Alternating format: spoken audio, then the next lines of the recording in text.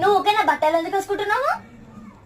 అవి లూజ్ అయితే నువ్వు నాకు ఇప్పుడు ఫస్ట్ మమ్మీ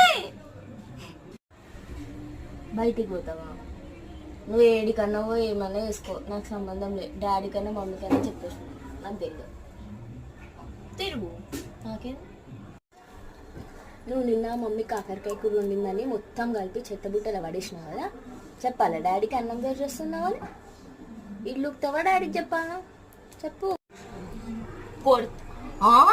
అమ్మా చేయలేపుతున్నావా నా మీదికి?